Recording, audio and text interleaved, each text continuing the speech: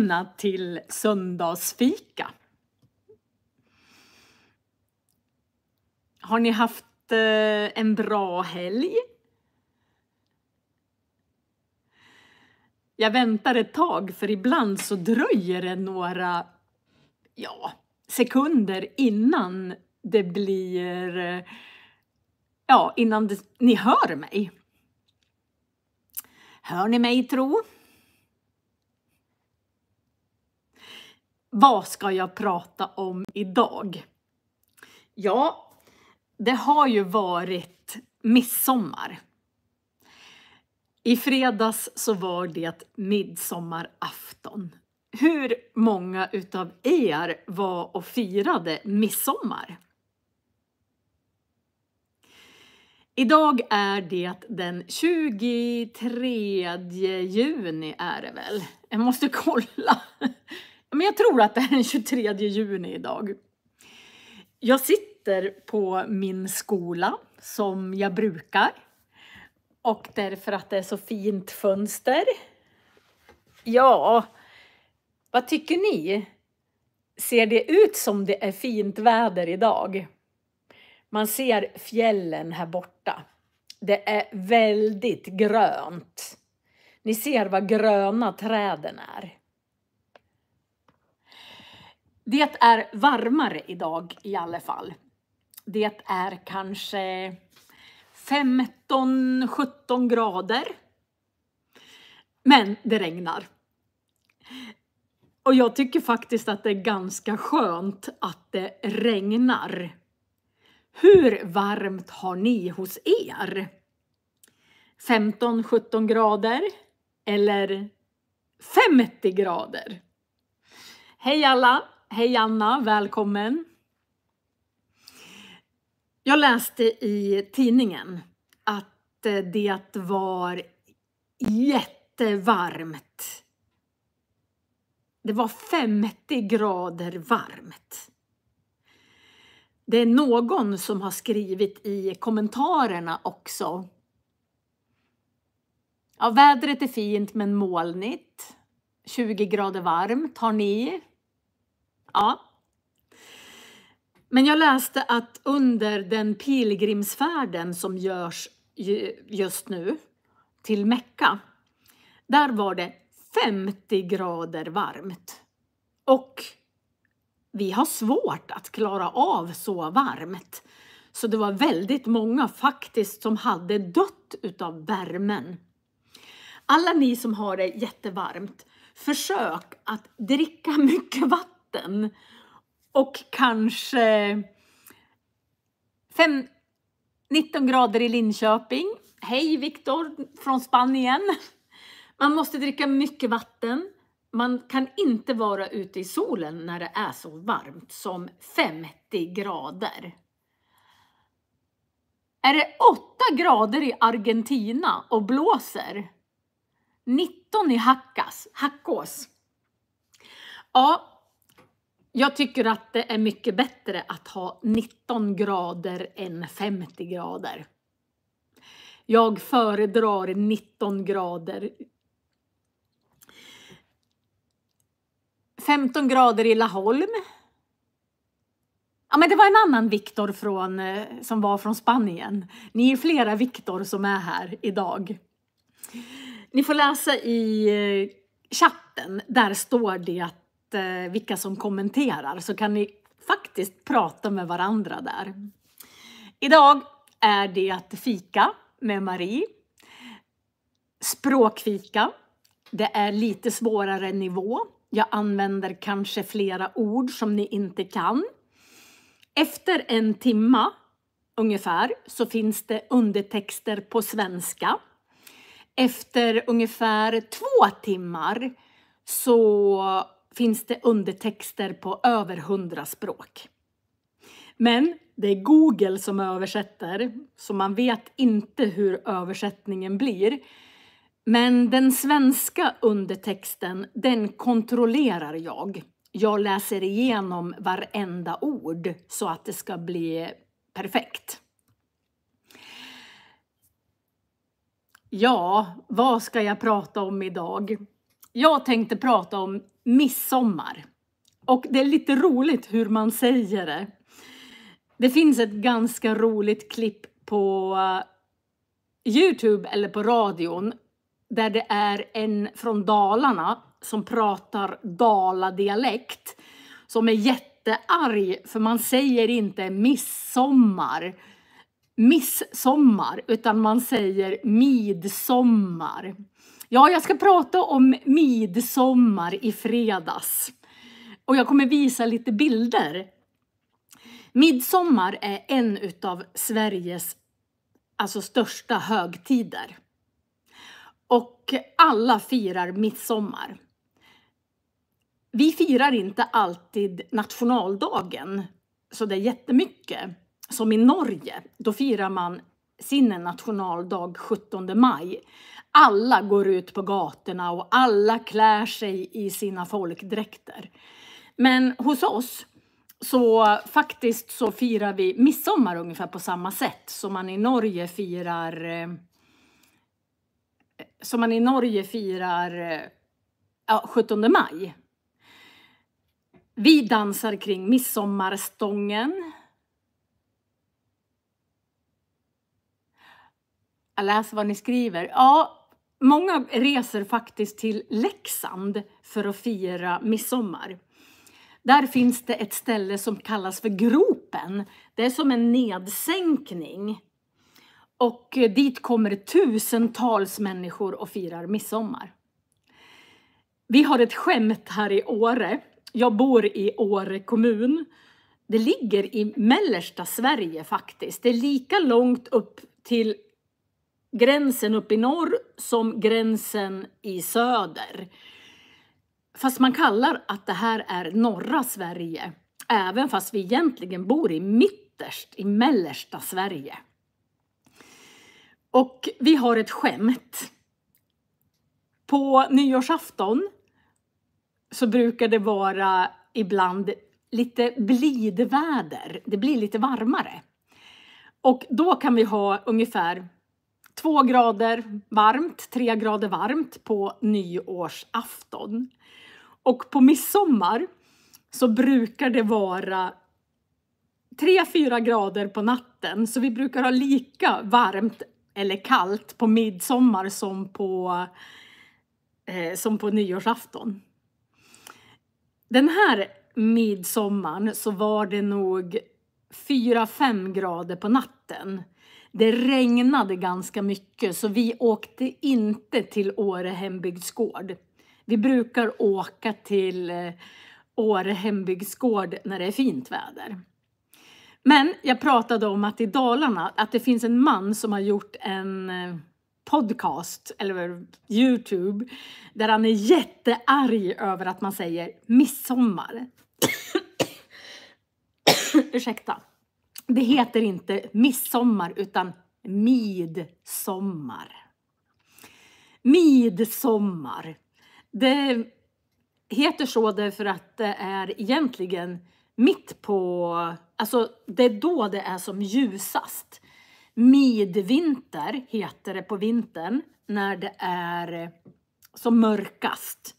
Och midsommar när det är som ljusast.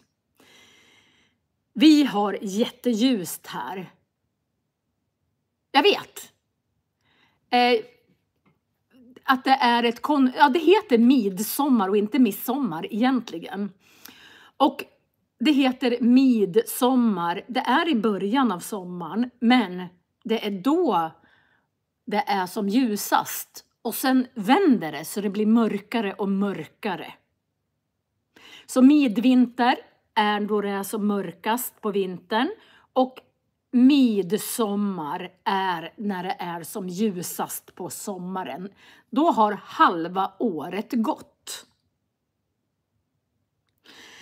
Så det är inte mitten av sommaren utan man kan säga att det är mitten utav året. Hur varmt är det på Teneriffa, Marcus? Här har vi 17-18 grader. Ja, jag tänkte faktiskt prata lite grann om mat. Därför att I alla kulturer så äter man olika mat på olika högtider.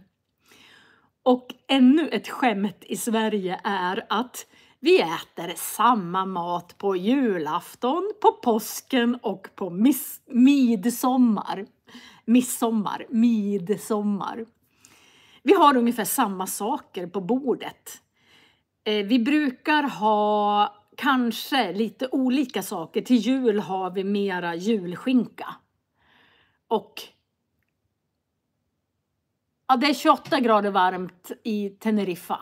Ja, men det är ju bra. 28 grader varmt står man ut med. Men när det är 50 grader varmt, det står man inte ut med. I alla fall inte jag. Ja, vi har ungefär samma saker på bordet. Både till jul, påsk och midsommar. Och jag tänkte visa hur det såg ut när vi firade midsommar med maten. Så här hade vi dukat upp det. Det här var våra tallrikar. Oj, så. Ni ser det här glaset här. Det där glaset, det är en blå rand på glaset. De här glasen får jag när jag lämnar blod. Så det här var uppdukningen. Här har ni ett vinglas. Här har vi vattenglas. Här har vi en servett. Här har vi en fyrkantig tallrik. En gaffel och en kniv. Så ser det ut. Så såg våran dukning ut. Så brukar man säga. Jag har även tagit med ett glas. Här har ni ett snapsglas. Ser ni att det är en blå rand på det här glaset också? Så de här glasen får jag när jag lämnar blod. Jag är blodgivare. Som kvinna får man ge blod 3 gånger per år. Alltså man ger ungefär 4,5 deciliter blod 3 gånger per år. Är man man så får man ge blod 4 gånger per år. Jag tror jag har berättat att min man Thomas har ett ganska stort hjärtfel. Och 2008 så opererade han sitt hjärta. Och först opererade han en gång. Och då blev det fel, alltså under samma operation. Nu ska vi se, hjärtat sitter här. Och man har aortan som går upp ifrån hjärtat som pumpar ut blod i hela kroppen. Och hans aorta var trasig så den höll på att spricka, alltså gå sönder. Så de bytte ut hans aorta så att han fick Gore-Tex-slang istället för sin aorta. Så här lång Gore-Tex-slang har han istället för aorta. Men den läckte i första operationen. Så då öppnade de honom och sydde om aortan. Och då förlorade han 10 liter blod. Alltså 10 liter blod fick han i blodtransfusion. Och därför har jag bestämt att jag skulle bli blodgivare för att ge tillbaka 10 liter blod. Nu har jag gett blod kanske 15 gånger. Men jag måste ge blod kanske 23 gånger för att jag ska ge 10 liter blod. Eftersom man tar 4,5 deciliter varje gång. Men jag tror man bara använder 3,5 deciliter. För man silar bort massa saker. Jag har blodgrupp 0 RH+. Så jag kan ge blod till alla som har RH+. Jag kan ge blod till A, AB, B och 0. Så därför så har vi en blå rand på mina snapsglas och på mina vinglas. Bara för att jag har fått sådana glas när jag ger blod. Jag brukar rekommendera till alla att bli blodgivare. Det behövs. Okej, det var dukningen. Nu ska vi visa vilka fina blommor jag hade plockat. Vi har blommor på vårat. Här har ni en typisk sommarbukett.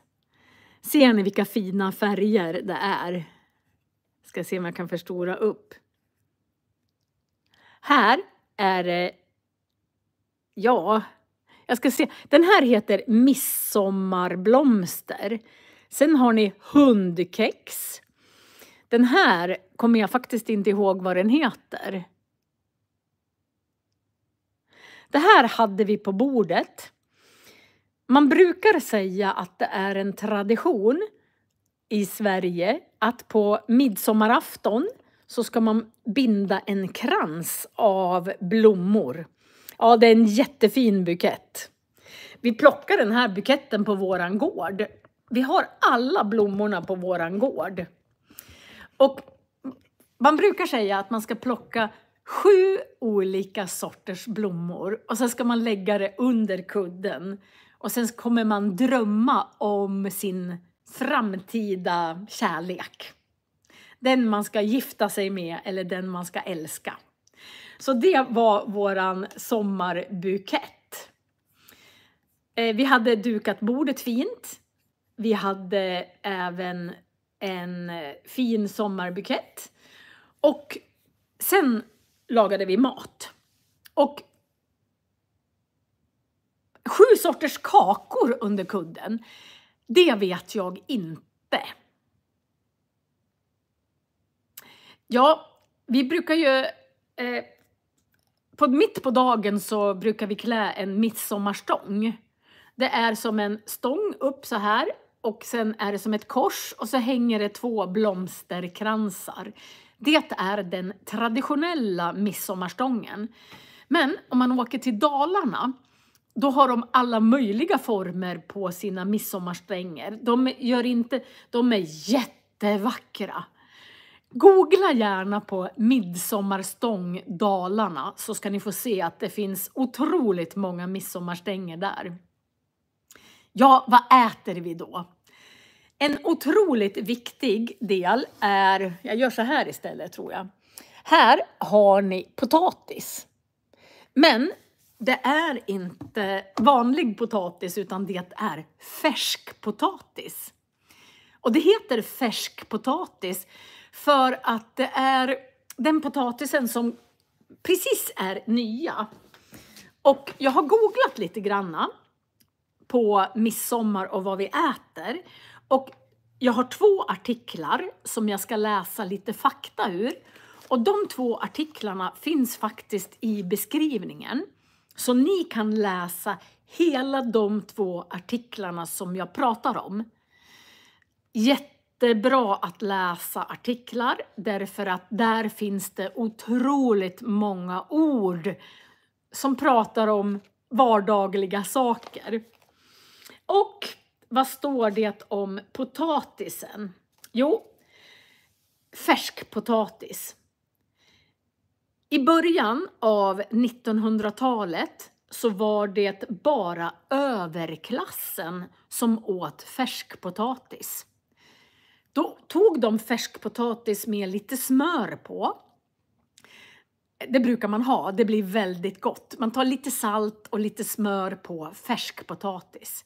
Färskpotatisen är ju bara så här stor ungefär.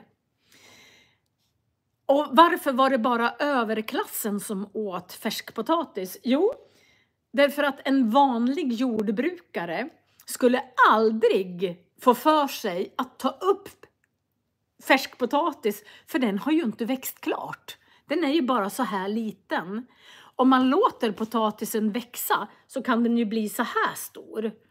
Och mat, det var viktigt att ha mat till vintern. Och då slösade man inte och tog upp potatis som inte var klar.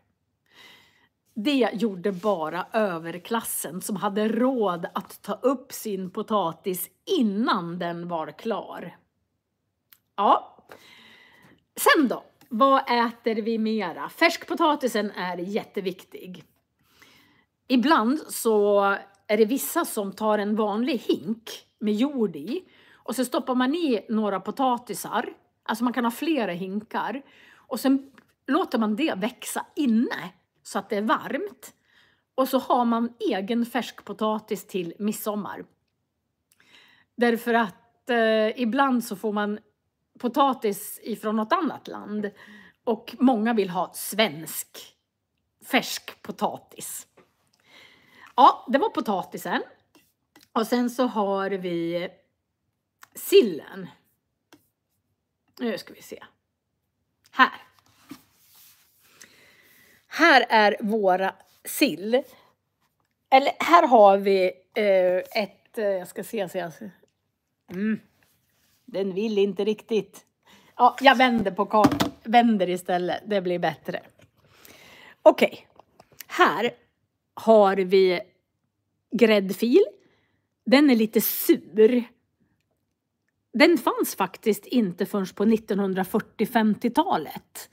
Men nu är det att använder man den till. Och sen så har vi röd lök. Vi brukar också ha gräslök. Här har vi vanlig löksill. När man går på, många har kanske 20 olika sorters sill. Men vi har bara 2 sorters sill. Vi har löksill och sen här har vi matjessill. Matjessill är den sillen som min man tycker absolut bäst om. Här har vi picklad röd lök. Sen har vi ett jättegott knäckebröd. Det är Vasa knäckebröd, men det är salt och chiafrön. Så man kan äta, det här är ungefär det som man äter, alltså sillen som man äter. Och då ska jag läsa igen. Nu ska vi se, jag ska bara få till det. Här är mina anteckningar. Och sillen, matjessill, det stavas M-A-T-J-E-S. Och jag läser här. Sillen är nog den maträtt som är äldst. Den betraktades länge som fattigmanskost. För i början när man gjorde sill så gjorde man saltsill bara. Så att man lagrade den i salt för att den skulle räcka hela året. Och den sillen är väldigt salt. Och det är inte den sillen som vi äter nu. Utan nu gör vi olika inläggningar på sill. Och ja, den betraktades länge som fattigmanskost. Det var inte förrän i slutet av 1800-talet som man började lägga in sillen med socker och ättika. Så när man lägger in sill så har man, är det 1 del socker och 2 delar ättika. Jag kommer inte ihåg. Ni får titta på olika recept. Och då börjar man äta den som festmåltiden. För innan i slutet av 1800-talet så var det bara överklassen som hade tillgång till socker. Man måste ha socker för att lägga in sill. Men sill, det är den äldsta maträtten som vi har. Sen har vi på vårat bord, jag ska se om jag kan fixa det kortet. Och det här är lite speciellt därför att kommer nästa bild här alldeles strax. Här har vi gravad lax. Gravad lax är när man har ättika och socker och salt och sen brukar man ha peppar i också. Men ni ser att den här laxen är inte lika röd som den laxen som man köper i affären. Därför att det här är en fri lax, alltså den är frifångad, den är inte uppodlad. Och den är fångad i närheten utav Sundsvall. Så den här laxen, den har levt fritt. Och varför?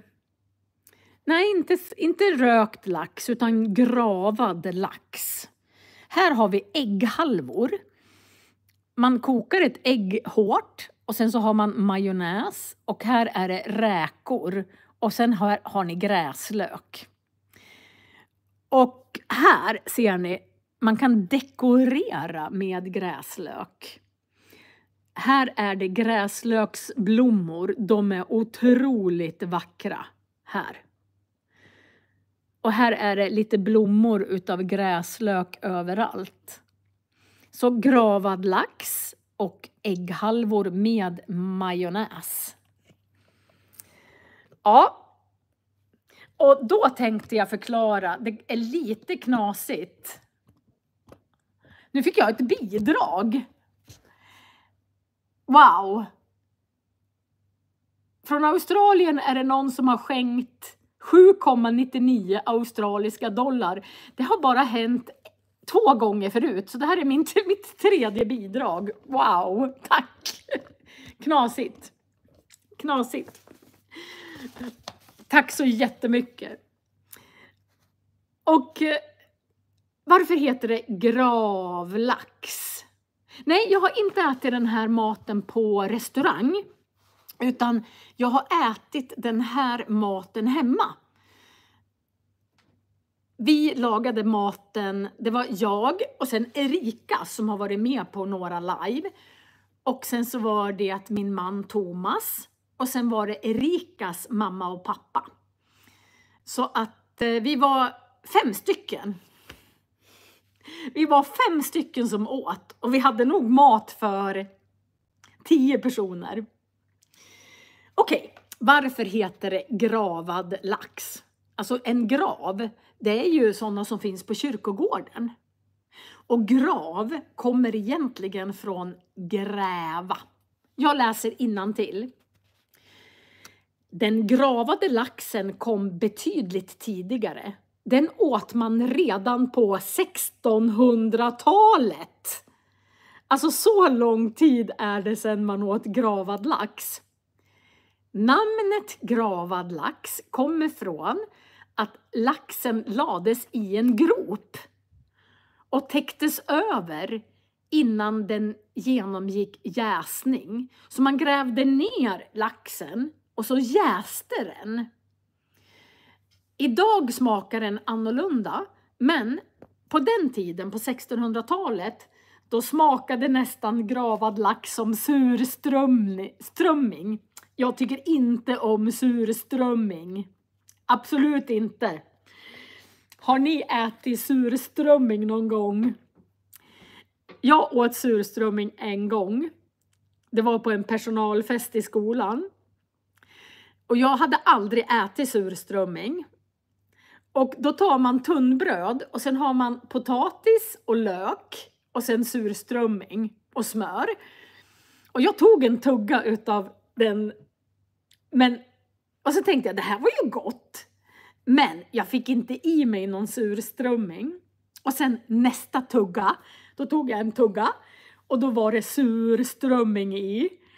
Och mina kollegor som satt runt bordet, de sa så här. Först blev du vit i ansiktet. Sen blev du grön i ansiktet. Och sen blev du röd i ansiktet.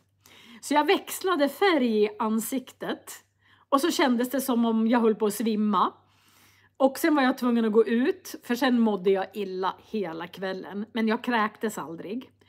Så jag kan inte äta surströmming. Det funkar inte. Så gravad lax förr i tiden, det var faktiskt som surströmming. Okej, här kommer nästa. Det här är en typisk svensk sak och ni kan googla på alltihopa och få era recept. Det här är min favorit nästan. Och den heter Janssons frestelse.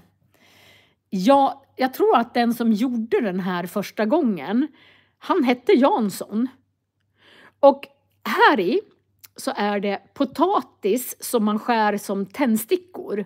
Ni ser att det är som tändstickor. Och sen är det gul lök. Och sen är det ansjovis. Och grädde och mjölk.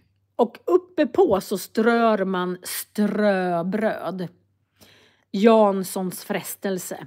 Den är ganska salt. Därför att när man köper ansjovis så köper man dem i små plåtburkar. Och så ligger de i ett spad. Och det är väldigt, väldigt salt. Så jag brukar hälla spadet i en kastrull. Och sen så häller jag i mjölk och grädde. Och så blandar jag och så kokar jag upp det och sen häller jag på. Och sen stoppar man in i ugnen i kanske 45 minuter. Det är väldigt gott. Janssons frestelse. Min son tycker inte om Janssons frestelse. Sen har jag en sak som jag gör, men det är inte vanligt. Alla gör inte det här. Men min mamma, som jag tyckte så mycket om och tycker om, men som dog 2011 bara när hon var 68 år. På jul och på påsk och på midsommar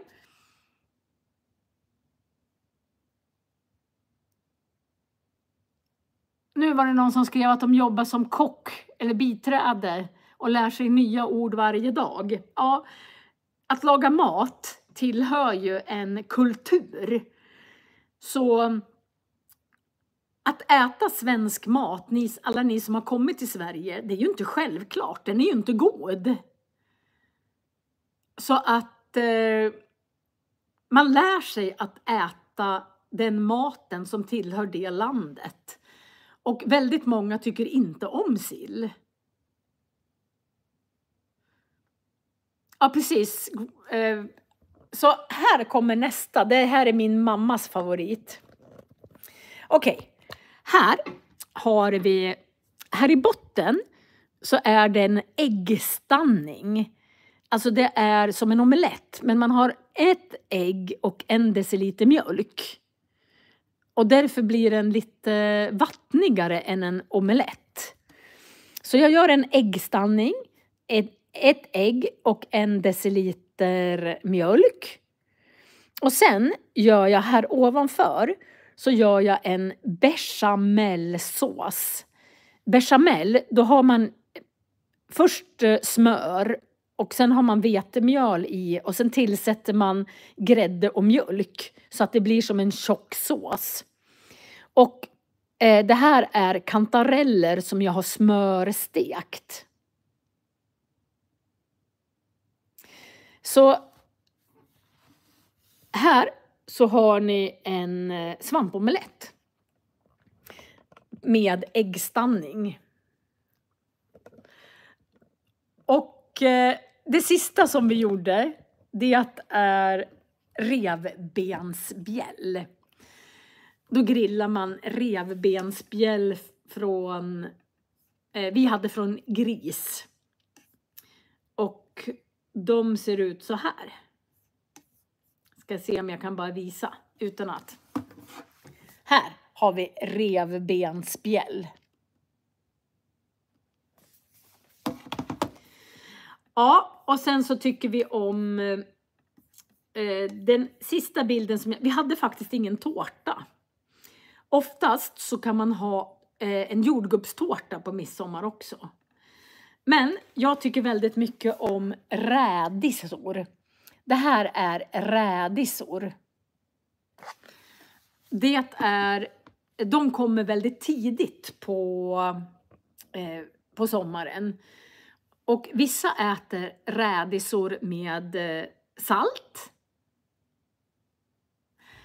Oj, låter ljudet konstigt? Jag vet inte hur jag ska fixa det. Tycker alla att ljudet är konstigt? Det är mikrofonen till telefonen.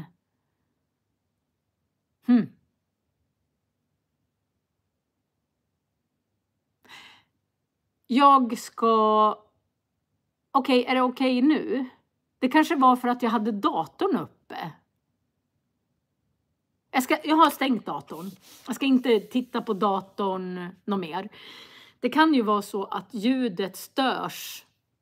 Ja, vad bra. Många hör bra och vissa... Nu är det okej. Okej, jag tror att det var för att jag hade datorn på. Ja, jordgubbstårta brukar man också ha. När jag kommer ihåg, jag flyttade till Frankrike. Alltså i Sverige så har vi gräddtårtor. Vi har jättemycket grädde i våra tårtor. Och vi brukar även ha vaniljsås. Så att först är det grädde och sen är det vaniljsås. Och sen brukar vi ha jordgubbssylt. Så våra tårtor är väldigt höga. De kan vara så här höga. Och kladdiga. Så när jag flyttade till Frankrike, då hade de tunnare tårtor fast inte så mycket grädde. Men i år hade vi ingen gräddtårta. Okej, vad dricker vi till maten då? Jo, till sill så brukar vi dricka öl. Och öl alltså i öl har de druckit nästan sedan vikingatiden. Då gjorde de mjöd som sen har blivit öl. Så öl dricker vi och så dricker vi snaps. Och här har jag då snapsglaset som jag också får när jag lämnar blod. Då får jag ett sånt här snapsglas och det är en blå rand på. Och vad är en snaps? Ja, det är sprit, alkohol. Och jag ska läsa här. Snaps är en väldigt gammal tradition. Och många, alltså vi brukar dricka snaps till sillen både till jul och till påsk och till midsommar. Så när man dricker snaps så,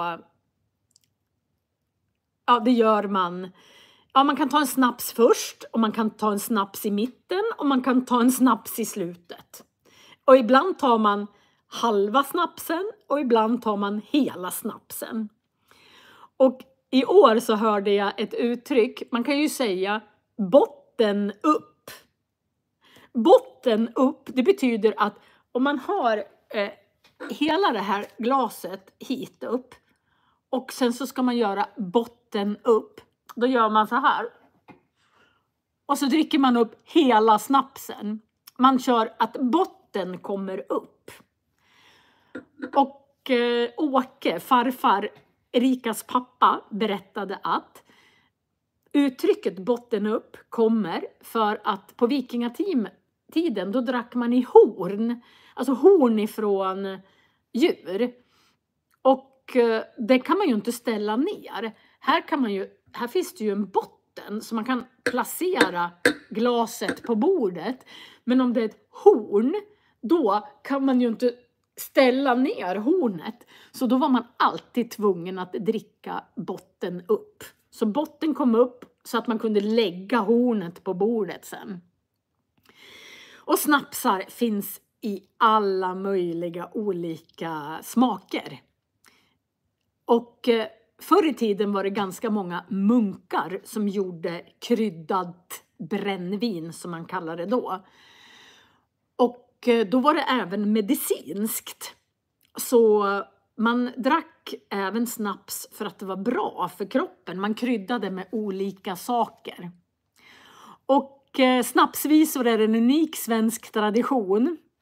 Och de framförs innan man tar en snaps. Ja, Svenskar sjunger inte alltid jätteofta, men när man ska ta snaps, då sjunger de. Och jag är ganska dålig på att komma ihåg snapsvisor. Och jag dricker aldrig snaps för jag tycker det är jättehemskt. Jag kan inte dricka alkohol. Jag kan inte dricka alkohol därför att är det 40% då kräks jag. Alltså om jag skulle dricka en snaps då skulle jag kräkas direkt. Så jag dricker aldrig snaps. Men man kan krydda det med väldigt många olika saker. Man kan krydda det med kummin, dill, malört, johannesört. Men man får vara försiktig. För vissa av de här sakerna som man kryddar med, de är giftiga. Man ska inte kanske krydda själv. Om man ska krydda själv då måste man verkligen söka upp så att det inte blir giftigt. Ja, vi hade ingen efterrätt men vi var supermätta. Och nu har vi Janssons frestelse, vi har svampomelett och vi har sill. Och vi har gravad lax i kylskåpet och potatis. Så nu får vi äta rester. Man kallar det för rester. Man äter rester i flera dagar.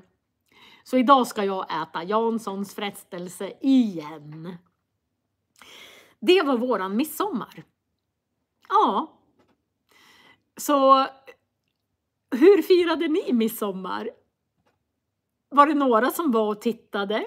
Jag brukar ha, om vi går till midsommarstången klockan 2 eller 3.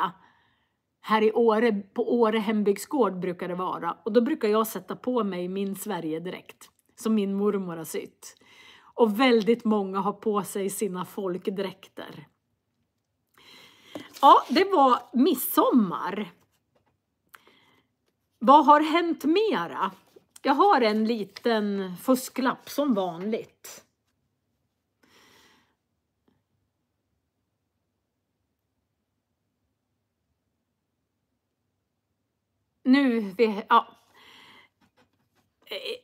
Jag tänkte prata om att jag ska vara farmor en hel vecka. Min son Johannes, som är 29 år, har en son som heter Zacke. Och han är 7 år. Och han sa så här igår. Jag var och hämtade honom med bilen igår i Östersund. Han bor i Östersund som ligger 11,5-12 mil åt det hållet. Han sa så här. Åh vad skönt med semester. Därför att för honom är semester att han inte behöver vara med sin mamma och pappa. Han får semester från sin mamma och pappa. För han sa så här, nu är det ingen som kan bestämma över mig, fast jag gör ju det. Och ingen som kommer tjata på mig, fast jag gör ju det också. Så han tycker det ska vara semester ifrån mamma och pappa. Semester betyder termin på väldigt många språk. Men på svenska så har det av någon undlig anledning blivit att semester betyder att man är ledig. Så man säger, när har du semester? Jag har semester då och då. Och i Sverige så tror jag att vi har en lagstadgad semester på 5 veckor. Så alla ska ha semester i 5 veckor. Kan det stämma, ni som vet? Ja, man brukar säga att midsommarnatten är en magisk natt. Det finns gammal folktro. Massor med sagor om vad som händer på midsommarafton. Ja, Zacke ska bo hos oss en hel vecka. Och han älskar att bygga med Lego. Och jag har sparat allt Lego från min son som är 29 när han var liten. Och från min son när han var 17, som är 17 när han var liten. Så vi har 2 såna här stora lådor med Lego. Och jag har dessutom sparat varenda ritning. Ja, man firar midsommardagen sedan jättelänge tillbaka. Alltså så länge man kan minnas, tror jag, så firar man midsommar. För att fira att det är halva tiden på året. Att det är den ljusaste natten. De här senaste 2 veckorna så har vi varit till en veterinär. För våran katt, Fluffis, hon har varit i kattslagsmål. Och det var en stor röd katt som kom till vårat område som inte bor där. Och katter tänker väldigt mycket på revir. De har sitt revir och där ska inga andra katter vara. Och de flesta katter går bara kanske 400 meter i diameter runt sitt hus. Men vissa katter går mycket längre. Och det kom en stor röd katt som var mycket, mycket större än Fluffen. Och så blev det ett kattslagsmål som var nog det värsta kattslagsmål som Fluffis har varit med om. Hon har slagits förut och vi har varit tvungna att åka till veterinären. Men den här gången så hade hon ett sånt här långt sår här vid revbenet under magen. Hon heter Fluff. Heter katten Fluffen eller Fluffis? Jag har sagt olika. Det finns ett uttryck som heter kärt barn har många namn. Och vi kallar henne Fluffis, Fluffen, Flurfy, Fluffiluff. Alltså, vi har jättemånga namn på Fluffis. Jag tror att i våra papper, när man registrerar katten så heter hon Fluffis. Men ett tag hette hon nästan bara Flurfy. Men nu säger vi nog Fluffen eller Fluffis. Ja, så hon fick ett jättestort sår under magen. Och sen så fick hon kanske 5 bett härifrån och ända ner till svansen. Men det värsta såret var att hon hade blivit biten vid analöppningen. Så det var som ett stort sår. Och det var jätteotäckt. Så det hade liksom fläkts upp lite granna. Så hon har gått med tratt i 2 veckor. En sån här tratt, en plasttratt för att hon inte ska kunna slicka på sig. Och sen har vi gjort rent alla sår 2 gånger per dag med koksaltlösning. Nu verkar det som att det är många som kommer in. Hej alla nya som kommer in. Otäckt, det betyder att det är hemskt, läskigt. Otäck. Jag kanske ska göra en synonymordbok eller en synonymfilm igen på otäck. Det kan vara en otäck film.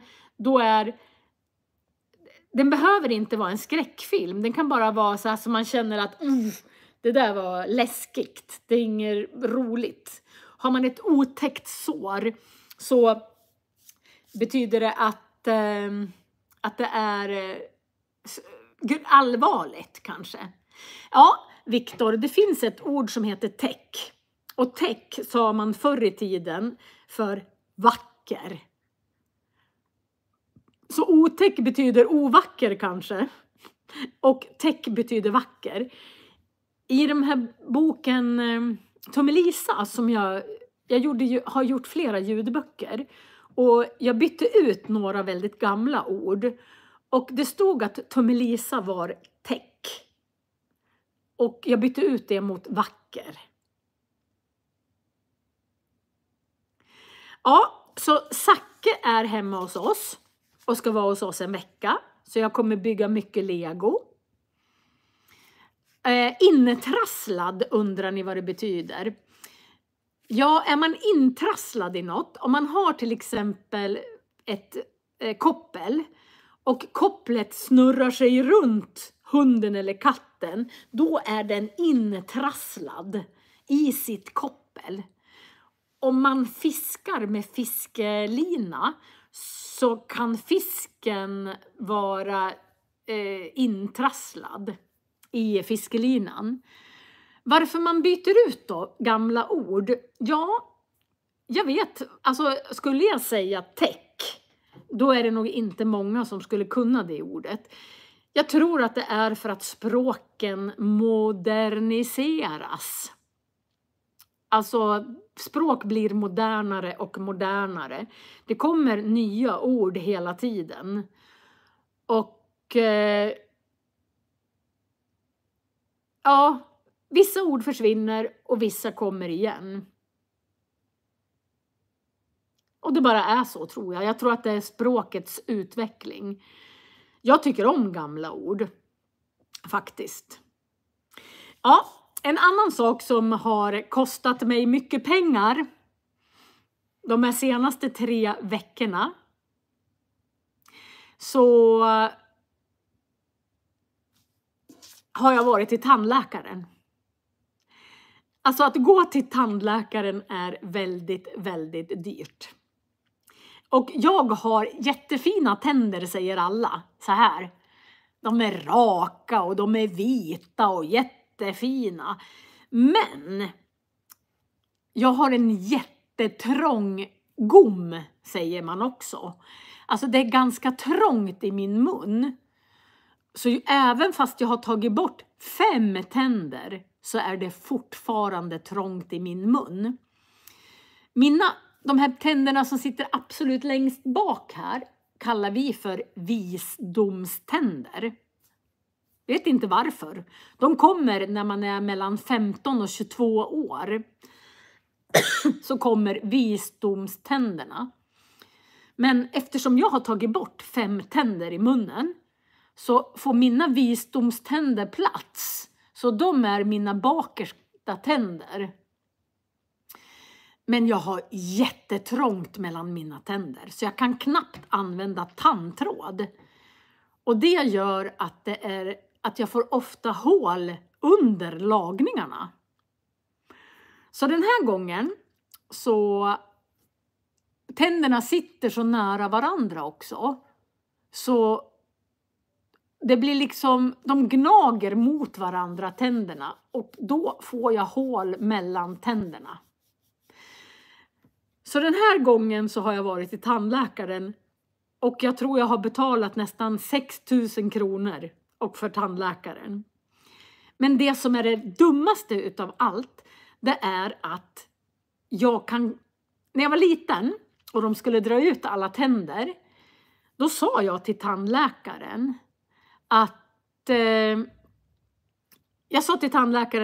bedövningen tar inte. Alltså jag har ingen bedövning. Och då skulle jag dra ut de här hörntänderna. För att det växte dubbla rader med tänder. Och då sa han så här till mig. Ja, du har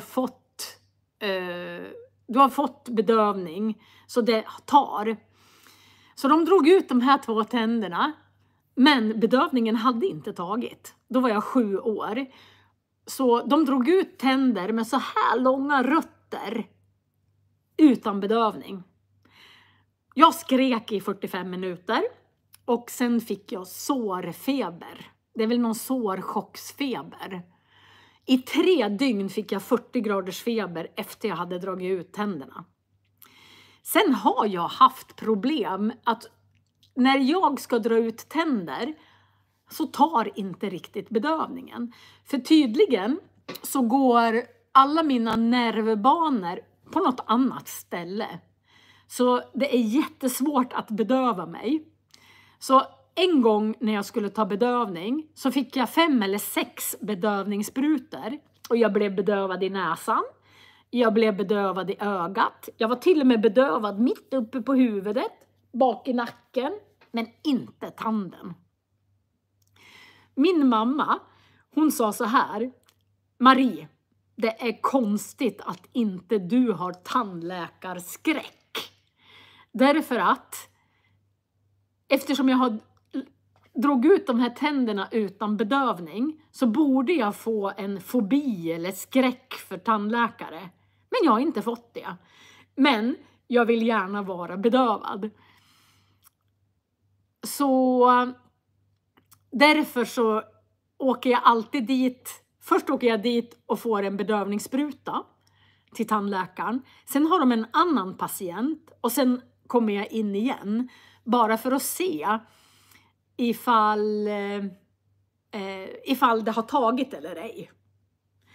Så den här gången så lagar jag 3 tänder.